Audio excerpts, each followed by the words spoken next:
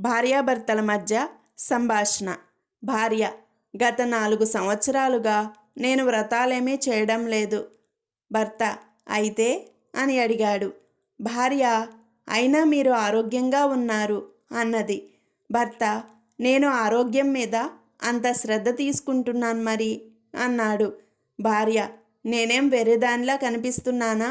నిజం చెప్పండి, మీ ఆరోగ్యం కోసం వ్రతాలు పూజలు చేస్తున్నా ఆమె ఎవరో నాకు తెలియాలి అన్నది.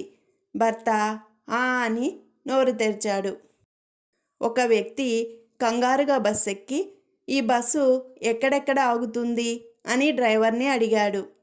మీరేం కంగారు లేకుండా వెళ్ళి కూర్చోండి, మీ ఇష్టం వచ్చిన చోట ఎక్కడైనా దిగొచ్చు, ఎందుకంటే ఈ బస్సు రిపేరుకు వచ్చి ప్రతి పావుగంటకి ఎక్కడో ఒక చోట ఆగుతూనే ఉంటుంది అన్నాడు డ్రైవర్. ఇద్దరు స్నేహితుల మధ్య సంభాషణ. గోపి: హరి, ఎందుకు కుంటుతున్నావు అని అడిగాడు. హరి: నిన్న డాక్టర్ దగ్గరికి వెళ్తే అన్నీ చెకప్ చేసి ఆరోగ్యంగా ఉన్నానని, నాకు ఎలాంటి సమస్య లేదని అభినందనగా నా వీపుపై చరిచాడు. నేను ముందుకు తూలి కింద పడ్డాను, కాలు విరిగింది అన్నాడు.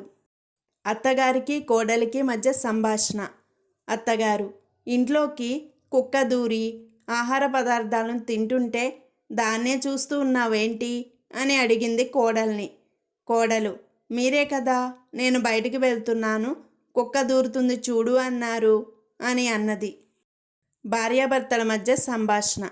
భార్య: ఏమండి, మీరు హాస్పిటల్లో జాయిన్ అయినప్పటి నుంచి వచ్చిన పండ్లు అవి, అందరూ యాపిల్స్ తెస్తున్నారండి అన్నది.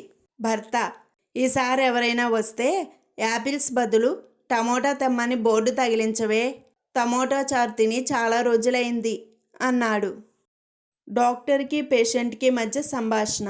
పేషెంట్: డాక్టర్ గారు, చేతులు బాగా దురద పెడుతున్నాయి, గోకోవడం కూడా కష్టంగా ఉంది అన్నాడు.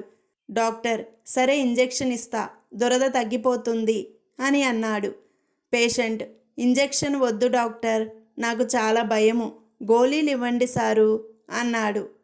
డాక్టర్: సరే, ఈ టాబ్లెట్స్ రోజుకి 3 సార్లు వేసుకో అని చెప్పాడు. పేషెంట్: తగ్గిపోతుందా డాక్టర్ అని అడిగాడు. డాక్టర్: తగ్గదు, ఈ టాబ్లెట్స్ వలన గోళ్ళు పెరుగుతాయి, అప్పుడు హాయిగా గోక్కో అన్నాడు.